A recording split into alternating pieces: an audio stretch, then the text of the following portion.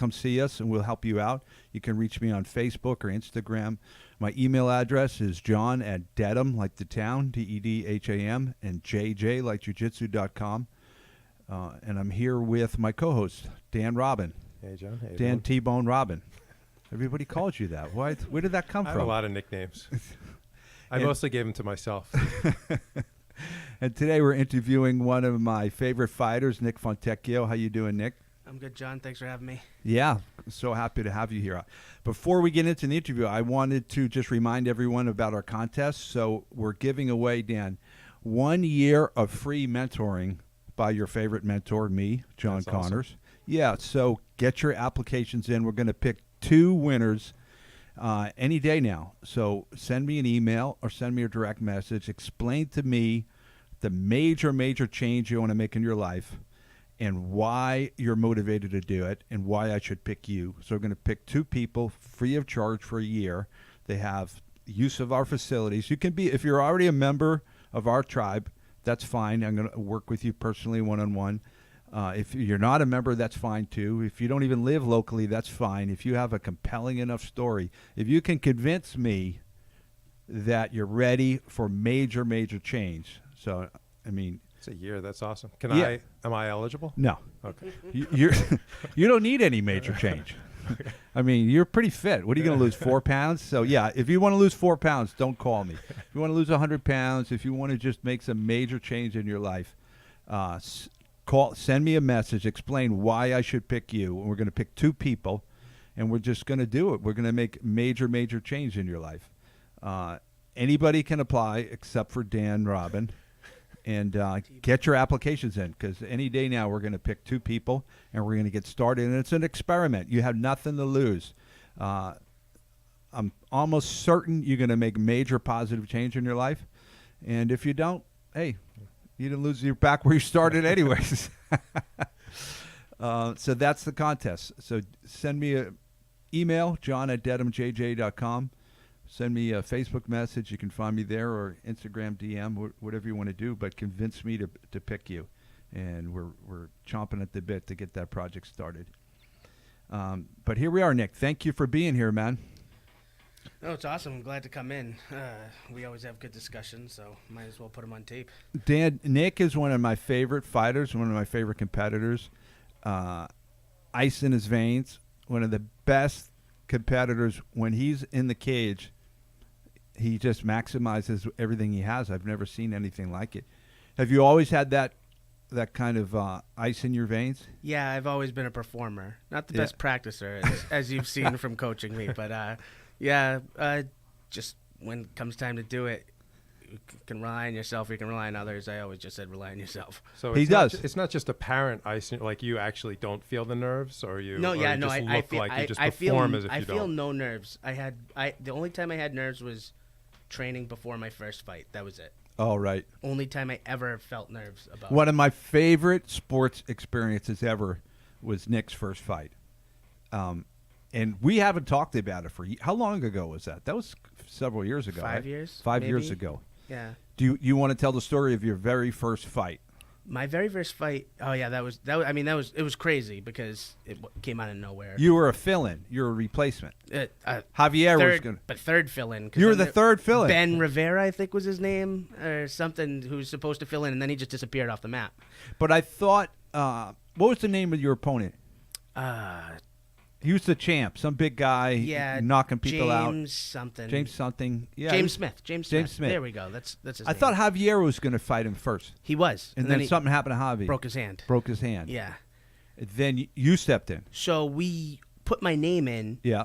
to Pulver out of Cage Titans, and Pulver said, "Oh, I have this other guy." First he said yes, then he said, "Oh, I have this other guy who has a record." This guy Ben Rivera. Okay. And so this was about 2 weeks out, and then so he said, "Okay, we're withdrawing. Like I'm going to use this other guy because he has a record, and you've never." That fought probably before." motivated you, right? The sons of bitches. I actually was pretty happy to not do it because when I first found out, like I was pretty nervous. Like I didn't know anything. This guy is #1 in the region Yeah. at the time. I think he's knocking people out too. If I remember, he was a striker. That was his strength. Yeah, yeah. But I didn't really know much about him. Right. I just knew that I had gone in to train with you to just do jiu-jitsu and stay in shape. Oh, right. I didn't come in thinking that I was going to be a fighter. I just was a big guy, so I happened to get jumped in with the fighters because they Yeah. were bigger guys. Tyler Right. and You always and need, Javier. you always need a big guy. Yeah. So if a big guy's training for fighting in the gym, you got to recruit the other guys because you need the bodies. You Yeah. know? Yeah. Absolutely need the bodies, and that's what happened. Was all the other bodies went down, and you came to me one time, and you're like, "Hey, do you mind working with Tyler and doing takedowns?" And it was pretty. It felt pretty natural, so I just Awesome. kept training with him and doing that. But yeah, so that was so Ben. So he had this other guy. So then it withdrew. I was actually pretty relieved because I didn't feel like I was ready to fight, and it's such a big mental preparation. Yep. You know. And you prepared well. But, Dan, when we went to the fight that night, it was down in Memorial Hall, Plymouth, Massachusetts. It was the most hostile place I've ever been in my entire life. I mean, it's the Thunderdome, even worse than that. It was insane. That guy had a huge fan following. Right, and it's sort of laid out that way. If I remember it right, it's kind of steep. Like it's an awesome pretty place big, to watch the place, fights. right? Yeah. That's Cage Titans. They have that event. If you ever want to see fights locally, it's an amazing place to go see fights. And Michael Pulver runs a great show, Cage Titans. And there's not a bad seat in the house. It's unbelievable.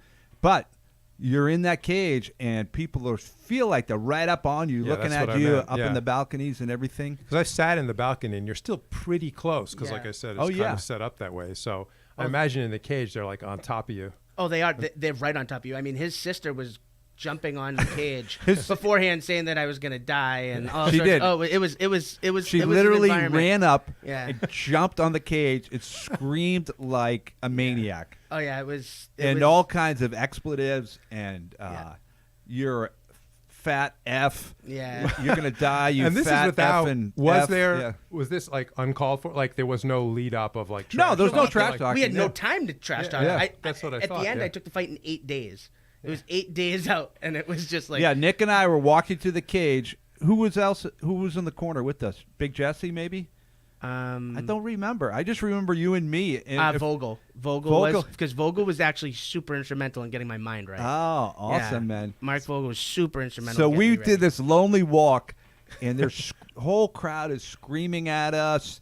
I mean, it felt like they were throwing shit at us. You Yeah. get in the cage, they're booing. You're gonna die. Sister literally, and she wasn't a little woman. Yeah, I mean, no. she's throwing them. She had no right to be calling anybody fat.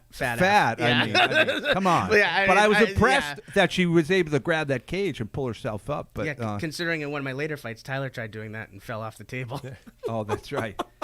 But yeah, it was extremely I've never hostile seen. I don't think environment. I've ever seen like someone run out of the crowd, like in a live event for one of your fighters, like run up onto the side of the cage. She was excited. It's so tight there that there's no barrier. Like CES has a barrier, but here it's just right. the floor seats are just rows directly right behind the media tables. So And none of this affected you? You're claiming? I still? actually loved it. Yeah. I saw kind it, of yeah. made me like I don't know. It was something good about it. When the whole world is against you like that, you just say, well, the heck with it. I don't care.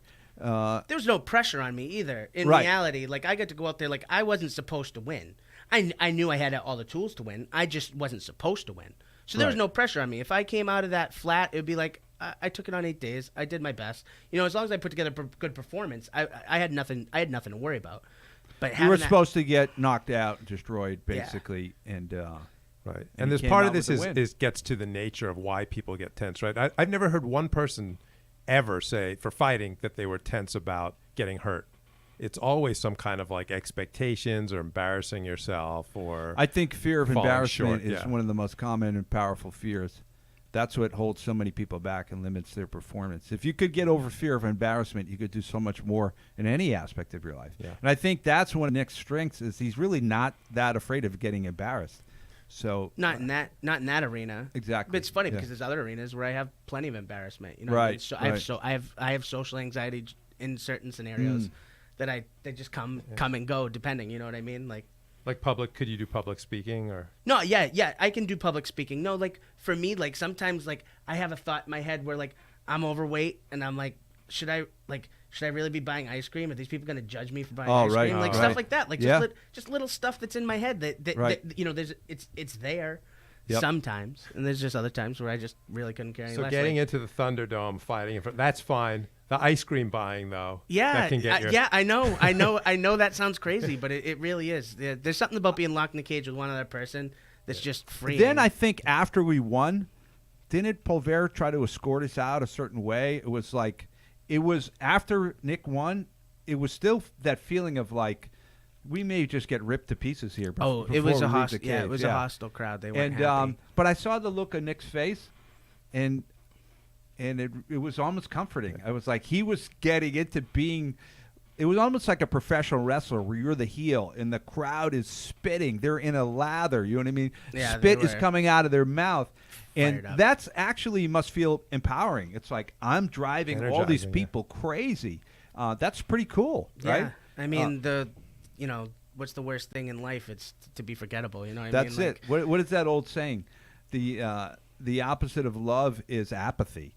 And there was no apathy there. These people hated you. Yeah, they did. Hated me for no reason. It was fun. They wanted to kill us. It was fun. I liked it. Then we were like, we were like Elvis escaping the building after he won. It's like, we got to get the hell out of here, man. Yeah. But what happened in the fight? Like, just that was funny because I came from a jiu-jitsu background, so I immediately just tied him up and I took him down, and he held onto a guillotine, and I tried to fight it. I was just a jiu-jitsu guy. I didn't really practice a ton of ground and pound or anything. Right. We worked positions, but we didn't work like, really beat him up here. So he was holding the guillotine. I'm in side control, so I'm not in danger, but I kept trying to like work it off. I was telling this story the other day at the gym. I was trying to work it off, and then I'm like, wait a second, I can punch him. Boom, boom, boom. And then all of a sudden he releases it, and I was like, oh, okay. But basically, the whole fight was just me taking him down on top of him, trying to work. I tried to work an Americana the whole time. It was a submission. I really wanted to get a submission finish. Did you win by decision? I can't remember. No, I stopped him with those little hammer fists from the salivary position there. Oh, the crucifix. Yeah. Right. Oh, you got the crucifix? Yeah. I mean, I had the crucifix the whole fight. Literally, the whole fight, I was pretty much holding the crucifix, except for the end of the first round. Right. The end of the first round, I had him in Z-mount, and I went for an arm bar, and I didn't hear anything. Like, when I fight, I never hear anything. And I didn't hear this from John, but my uncles and my friends in attendance were telling me about it, that when I went for that arm bar, all of a sudden, they're like, break his effing arm, comes right from him. Who would say that? Who's the calmest guy, calmest, level-headed guy. So you got caught up in it, too. Oh, yeah. He was, I don't remember saying that. That's completely unprofessional. Yeah. I would never say anything like that. Yeah, he was very into it as well. It was a fun environment to be in. Yeah. It was thrilling. It was just a great performance. And what we were saying earlier before we started the podcast, we were saying there's nothing worse than losing a fight. You can lose a basketball game, a football game, baseball, whatever. But there's really nothing better than winning a fight, right? It's just so exciting when you come away with a victory. It's cathartic. All that work that you've put into it now, you know what I mean? Like, you've been validated as a martial artist. I mean, everybody gets into it for different reasons. Everybody fights for their own reasons. So, like, for me, I always enjoyed the learning curve. Like, each time I got in, I felt that I got better. Like, in some aspect, I felt, besides the loss, but that was only my second fight, and that's its own story. So Dan, the reason why I wanted to have Nick in here, beside the fact that he's one of my favorite athletes, and just I had some of my best moments in the cage with him, is that the theme of our podcast is power of the tribe. That when you join a tribe and you embrace a positive tribe, you can make great positive changes in your life. You can transform yourself. And in my mind, Nick is one of the most anti-tribe guys I know. And I love that about him. I don't mean that as a critique, because he's the opposite of a sheep. He's going to go his own way. You know, he's not following the crowd. So I just thought that would be a great perspective to bring into the podcast. Somebody who's just not all about just following and getting into the tribe. Because I do like Nick, and I appreciate people like that. I don't like people who just mindlessly do what everybody else is doing. I was actually talking with Nick a little bit about this before, right out in the parking lot before we came in. And I was saying, for me also, the downside of being, of sort of not embracing the tribe mentality completely is it's hard to take positive feedback as well. You know what I mean? Like, it's hard to, if someone, for me, people say you're getting better. You've seen this with me too. We're saying you're getting better, you're improving, and I would resist it. I wouldn't sort of flow along saying, "Oh, thanks everybody." I could have a whole room of people saying, oh, you're getting better, and I'll keep to my own opinion. Okay. So that's, I think, that's a downside of being of too being individualistic. individualistic and Yeah, opinionated maybe. is that you shrug off. I think that feedback. I think the downside of the tribe is what we're seeing today a little bit on social media and so forth, is when people really get rooted in in-group, out-group. So that if you're not in my group, I'm going to reject everything you have to say and not consider anything that you have to say. I'm going to stop thinking. I'm just going to be in lockstep with my tribe. And that is the downside of tribalism and being a tribe, although there's a ton of benefits. And I think, as humans, as Homo sapiens, we need to have a physical tribe in our life where we can actually interact and touch somebody else and exchange value and esteem and so forth. We need that. I think there's dangers with the whole in-group, out-group thing, obviously. And a guy, the way Nick thinks, I think that's a remedy to in-group, out-group. Because he's, in my mind, I don't see him going, well, this is the way my group thinks, so I'm not going to think anymore. You know what I mean? I try to resist labels a little bit because I always want to think about every issue on its own merits. I don't want to be too influenced by what my so-called tribe thinks about it. So I think if you can combine both of these, be an individual thinker, but also have a healthy tribe, I think that's the best of both worlds. Right. We've talked before about how it's definitely human nature to gravitate to tribes and start assigning tribes to, like, I was laughing once about cyclists, how they're like, right. That's become a thing. They're like, we're cyclists. And then maybe that you could understand, you have a common interest, but they talk about, we hate motorists. Oh, I was right, like, motorists? Right. Like, that's everybody. Like, motorists. They'd be like, you don't drive a car at all anymore. This what you were saying earlier, like they'll assign something. They'll be like, motorists are so aggressive and motorists think that they own the motorists. And I'm like, motorists?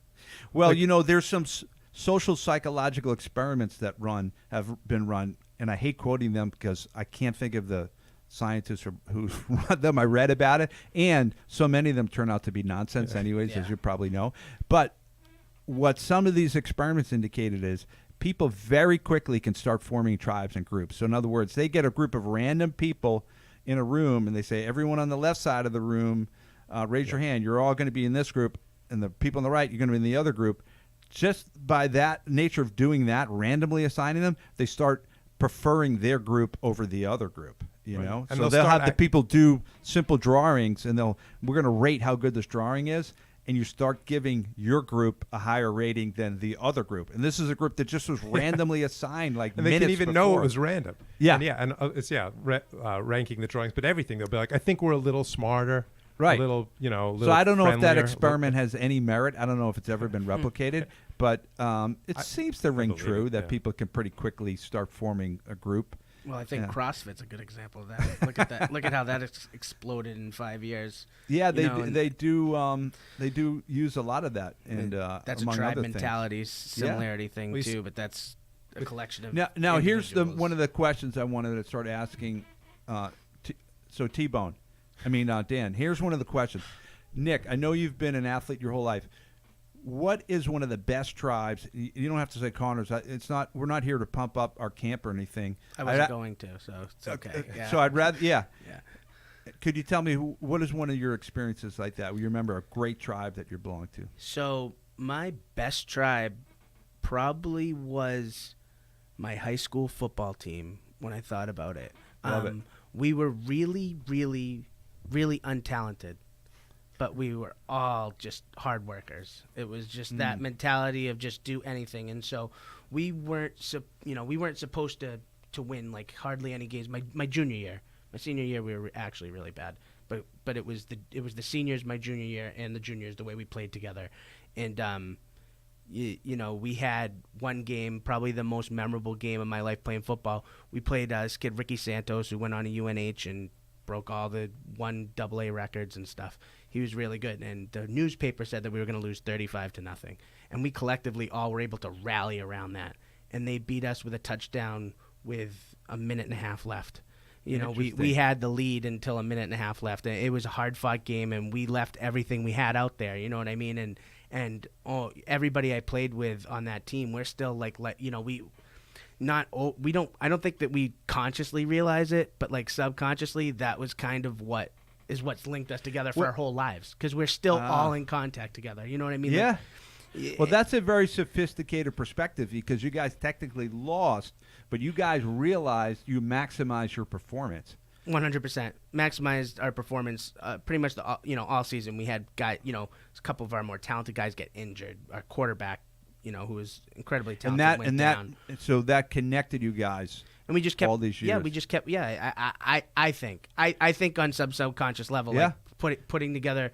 We all drove the best out of each other. There was, and that was, to me, that was the best, tribe, because it was the best team. Everything. If we didn't all work together and we tried to work as individuals, we would have got slaughtered because we weren't very good. Have you guys seen that documentary about when Harvard tied Yale? It's like they came back with very short time, and they were down. I forget how many points they were down, but they somehow came back and tied. And it's like Harvard beats Yale 20-20. That was the big headline. And they did a documentary, and they went back. I mean, this was in the 60s when this happened, and it affected a lot of the players for their whole lives. Some of the guys who made key mistakes from the Yale team were haunted by it for decades, it seemed. At least that's the way the movie portrayed it. Yeah. And on the other side, a lot of the Harvard guys came away with it, and it seemed to be sort of a cornerstone of their life about achievement and the ability to do the difficult. So I'm not surprised that you guys still feel connected. That's the great thing about football too, isn't it? Where you have, if you play football, you get this. There's 11 guys on the field at once, and it's about coordination, teamwork, preparation, where inferior athletes can still win if they work as a group, if they work as a tribe. You're sum of the parts. Yeah. Yeah. It's a sum of the parts. If you have a really good right defensive end, they just go to the left side. You know what I mean? Right. Everything goes that Right. way. You know what I mean? Like Yeah. you can hide, you can get away from good people, you can hide other people. In a way, it's the ultimate tribal sport because you have a group working in concert and coordination. 100%. Yeah. And fighting is tough because fighting, you're out there performing by yourself, but you need training partners and coaches and things like this to prepare properly. Yeah. Yeah. And now, what do you think was your worst tribal experience? My worst tribal experience. That's hard. I've been pretty blessed to be part of a lot of good teams. Yeah. But if I had to really get analytical about probably my worst experience, it's probably it's tough to say. It's between my college football team or my prep school football team. Right. Prep school was interesting because everybody's a mercenary. It was literally a 1-year prep school, Bridgeton Academy. And it's a 1-year prep school where you go literally to show off your skill set and go somewhere else. Right. So you're not really you never buy into a team. You're not invested so much. You're not invested. Yeah. And that's an excellent point. I think any real sense of tribe can only happen when you foresee a future with these players, with these people. It's like I can't feel like I'm a member of a tribe with you guys unless I know that next week, next month, next year, we're still going to be helping each other. Mm-hmm. If I think, you're going to be gone soon, then I just psychologically can't invest in the other people so much. And another thing with prep school was that there was no playoffs. There was nothing you were playing. You were literally we were playing the Ivy League JV teams. We played Harvard. So we you played just had Brown. a season. So we literally just had a season. Uh-huh. It was just showcasing your skills against a little bit better talent than see. you had before. So there was nothing to play for at the end of it. You weren't fighting. You know what I mean? If you It went sou- it sou- 0-10, it didn't matter. It sounds like the team and the group weren't put in the front as much as an individual because you're saying you're trying to showcase yourself. 100%. Yeah, that's very different than we want to win the championship. As this group of people want to win this championship. Yeah. Yeah, and it's funny because then you look at it, it was there was a lot of talent on that team. So Victor Cruz was the only one who did anything, the wide receiver for the Giants. He went on. Wow. But he was probably if you looked at him as an individual on that team, he might have been the 5th best player on the team. Huh. There was another guy got That's drafted amazing. by the Seahawks, Courtney Green out of Rutgers. And there were all these amazingly talented guys, but Victor was able to play better as it showed as in a team. When he actually went to a team, Right. he was able to contribute and win a Super Bowl. I mean, he was able to go on and contribute as a team member with the other guys never got to make it. Yes. That set up at the 1-year showcase is in direct opposition to what you were saying about the goal of football. work at as the sum of the parts and work together as a team. If every single member is like, I have 1 year to show my skills, you almost don't want other people to show their skills, right? You're like, I want to be able to get the ball. You're almost competing with your teammates. Yeah. Well, if you realize, and it's tough because you're 18 years old. If you have any intelligence and you realize the better your team looks, the better you look. Right. It would be really intelligent. But yeah, that you don't.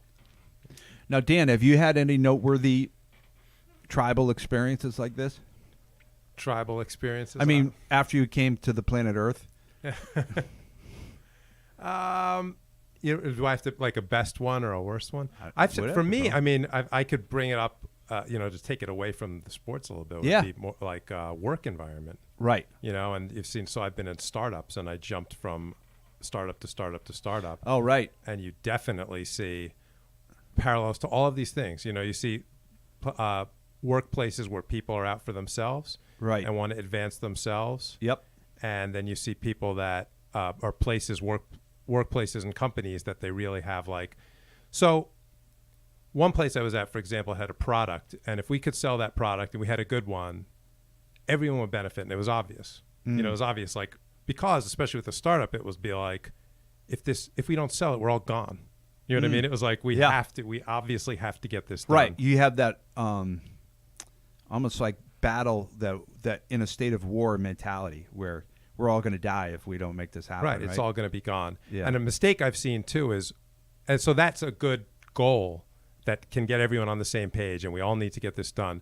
I've seen companies too where they had the wrong goal, where the head, like the president or the VP, would come out and they didn't understand that they were trying to get everyone to work to their goal, like to the goal of the president, where they'd say, right, if we get this done, we're going to land this other account.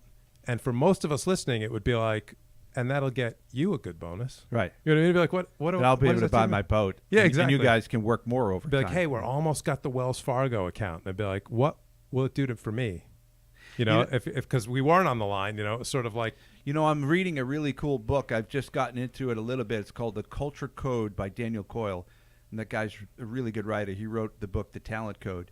And he describes what you're talking about. And he attributes Google's success to this kind of culture where we're thinking about the future. We're doing something larger than ourselves. So there was another company at the beginning of the search thing that was well more funded, and they were the favorite going into it. And Google actually was an underdog.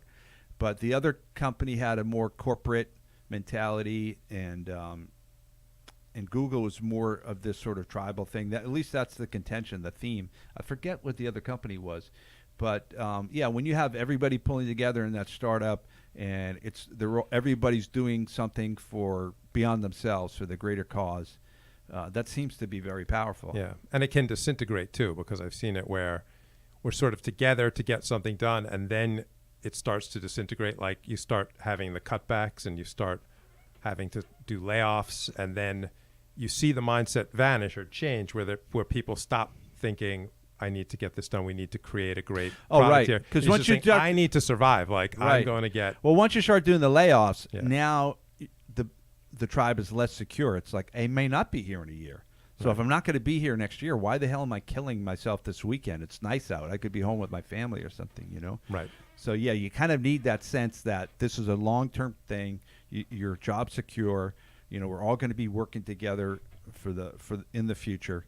And when you don't have that, it makes it harder to have that culture, that attitude. Yeah. Dan, I also thought you brought up a good point about when you said it, you weren't making the point of it, but you said when the president gave you these guidelines. The president gives you these guidelines, and that's what it is. An important part of the tribe, when it comes to a tribe, is the leader.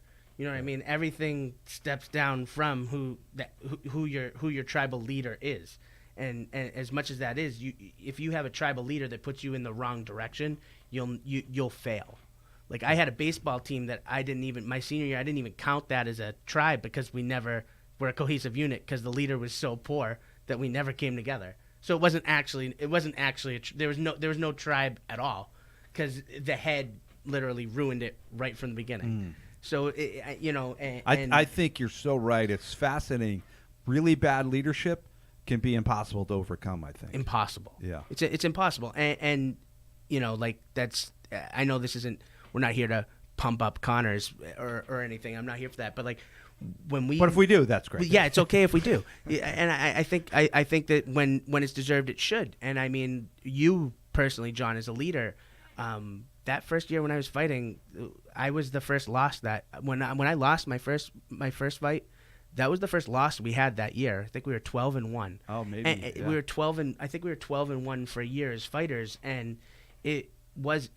I mean, it starts from the top. The temperament, the will to win, the intensity, that all, you know what I mean? You're not a rah-rah guy, but you know what I mean? You have a silent stoicism about you for sure that you projected, you know what I mean? They got projected on me even as a fighter.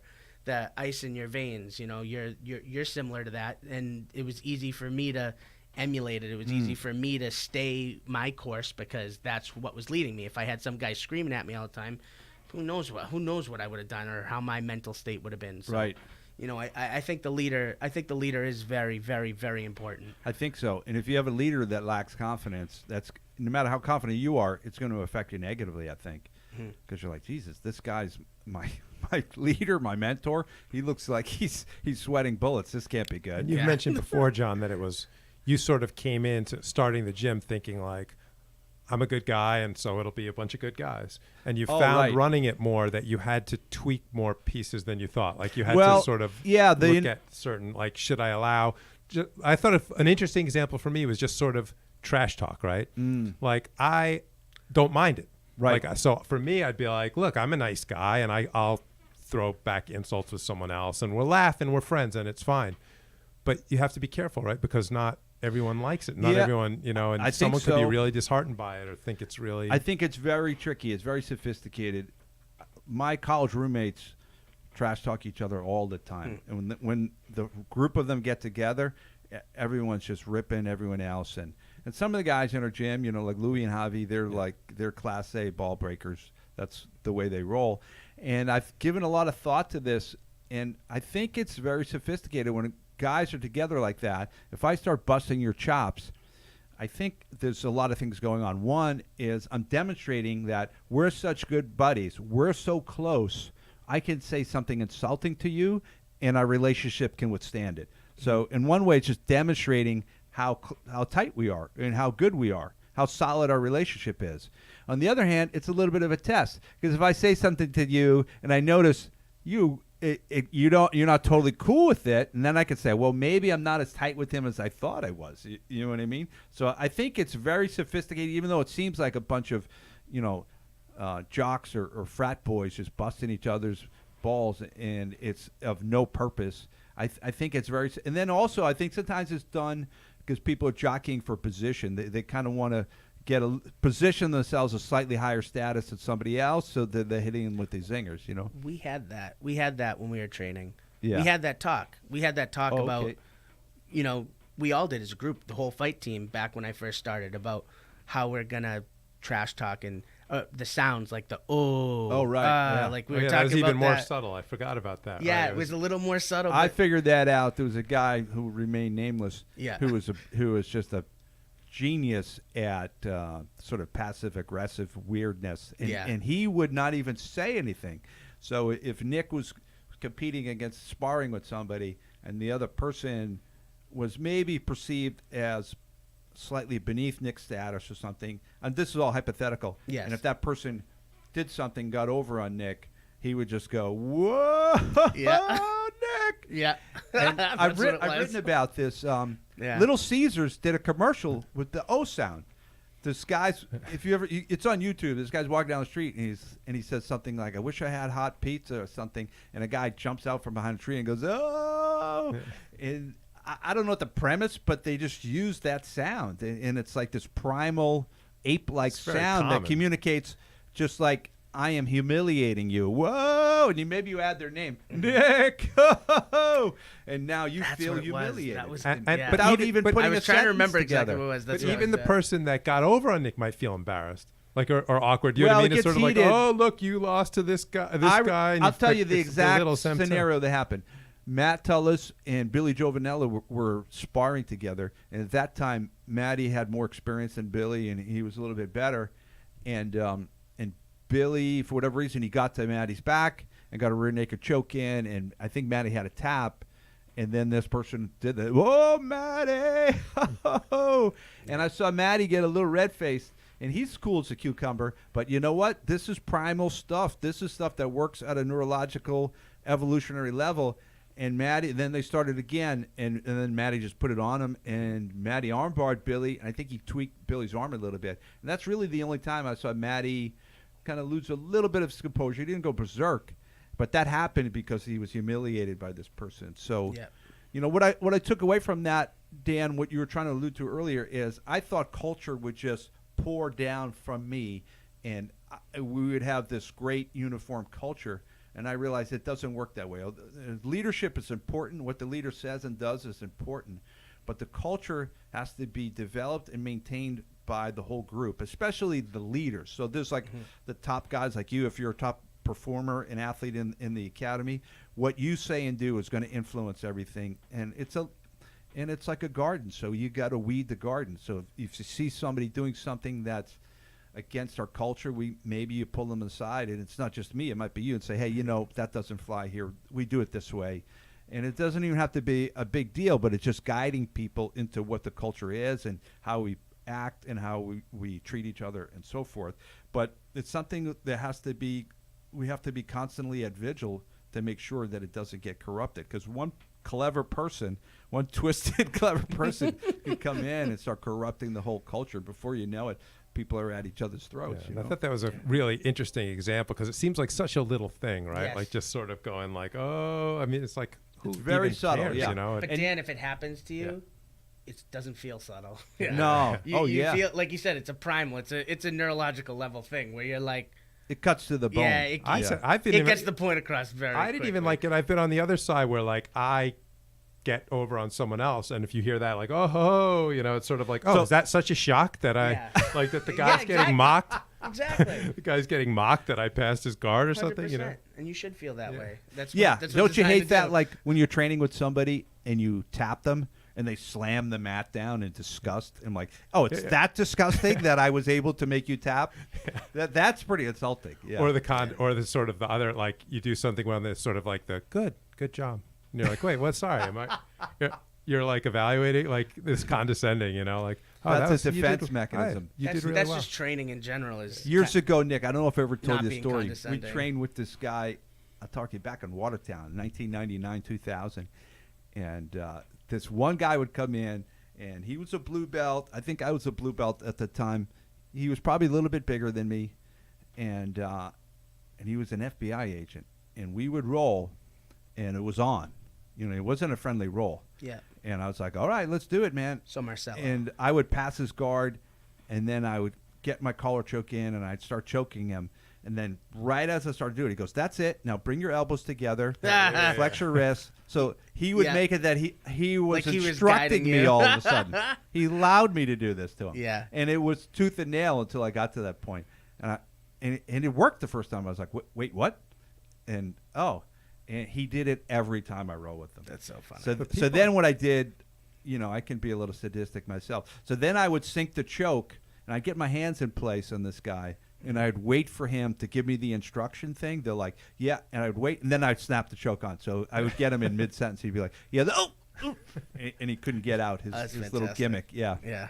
But I think people, it isn't like I think people do use like their words even during fighting and rolling to like establish some kind of pecking order, and it can be annoying. Well, yeah. Well, to protect their ego too. If they're losing and it feels uncomfortable for them, they don't think they should be losing, then they'll do one of these tactics in order to sort of temporarily soothe their own ego. Another funny thing I'd see, which maybe you don't see it as a black belt and the gym owner, but like brand new guys, like they'd be like really, you know, new white belts, you know, maybe a couple weeks in, and maybe say I was a blue belt or something like that. I would do something, you know, sweep them or do something, and they'd be like, that was really good. Like during the roll, they'd be like, that was really good. Really, really good job there. And I'd be like, why are you in a position to like comment? You know what happens to me? I teach a student something, and they do it. They go, oh, that works. Yeah. I'm like, What the hell you think I'm teaching it to you for? They have that moment of surprise that what I told them was actually useful. Well, also you can go a year without anything working, is unfortunately, or maybe not a year, but you can go a few months facing only people that are more experienced than you. So you're like, I can't get any of this to work. I think we talked about this briefly, that big moment in jiu-jitsu where finally someone less experienced than you comes in. And again, it might be a little different because you're bigger, so like you might be able to dominate people from pretty early. But there still has to be some parallel of that moment where someone newer comes in and you're like, wait, I can work this stuff. Like I can sweep them. It's a great feeling. I think it happened for me after 6 months of consistent training. Somebody comes in that's more or less your size and physicality, and you should be on par with them, and suddenly you realize that your technique and your training allows you to dominate them. That's just it feels like a superpower. That's the wonderful thing about jiu-jitsu. For me too. And then the next step of someone that just looks so much stronger than you. I love that. Like the first time for me where someone came in just like huge, tattooed, 15 years younger than me, and I was just like, wow, I can really slaughter this guy. It's just sort of like great you feeling. said, it's like, wow, I really have. You've I've learned mastered something here. Yeah. It's funny because I have the exact opposite experience because I'm always chasing up.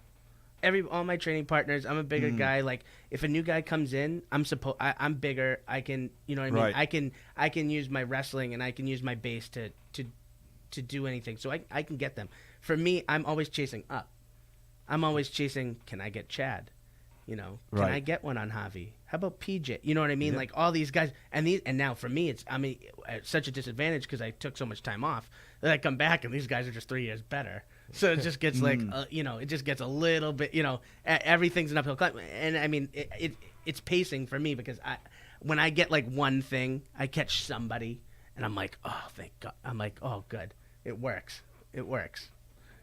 And actually, that is one thing about Tribe too, a downside that I don't think we've talked about yet, which leaving, it can be a hurdle to coming back because of what you said, because so many people have because advanced, now you're like, now I'm in a different spot than I was. I totally agree. In jiu-jitsu, I think people come up with this imaginary pecking order and they're like, oh, I'm 12th on the list of something. Yeah. And then they leave and they realize, wow, when I come back now, I'm not going to be 12th on the list anymore. I'm going to be 32nd or something.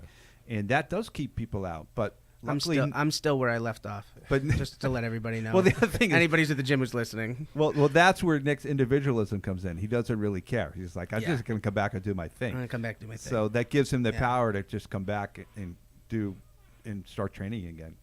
Yeah. So do you think, Nick, it's just your nature? Like, you've always been that way. You always just didn't care about embarrassment or, in certain circumstances or when competing? No. I've always cared about embarrassment. Just when it comes to competition, I don't know. There's just a different switch. It's just something else. It's more primal.